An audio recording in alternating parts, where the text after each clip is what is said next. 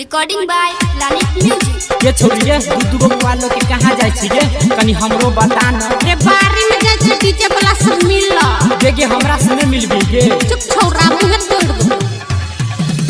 रखन छछौरी तू दूधू गो मोबाइल एगो सभी जीता दोसर के लड़ाई कोन छोरा तोरा देल कौगे डीजे वाला तुम लल कोई रे मोबाइल हिनो के दल कोई रे डीजे वाला तुम लल कोई रे मोबाइल हिनो के दल कोई रे रखन छछौरी तू दूधू गो मोबाइल एगो सभी जीता दोसर के लड़ाई कोन छोरा तोरा देल कौगे डीजे वाला अच्छा डीजे वाला तुम लल कोई रे मोबाइल हिनो के दल कोई रे डीजे वाला तुम लल कोई रे मोबाइल हिनो के दल कोई रे डीजे वाला मोबाइल हिनो के दल कोई रे डीजे सुमित सतीश रैमा लालित म्यूजिक दरभंगा। ये छोरी हमरा पता न तू जल्दी के लगल को तोरा गलिया कहलदी रे छोरा हमरा पे बोल बेज ज्यादा मर के तोरा हमको देबो आधा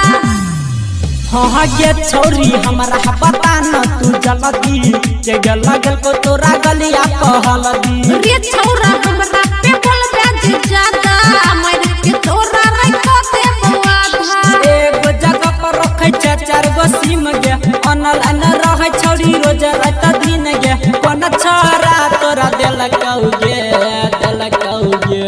डीजे वाला तुम लल कोई रे मोबाइल हिनो के दल कोई रे डीजे वाला तुम लल कोई रे मोबाइल हिनो के दल कोई रे डीजे वाला मोबाइल हिनो के दल कोई रे डीजे सुमित सतीश रैमा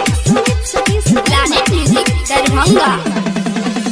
कहै छौ रंजिता सुमन किसन पूरा को देना छौरी हमर मिशन तोरा सन के छौरा पीछे पड़ल हजार रे रमन जी यादव के बने पई भतर रे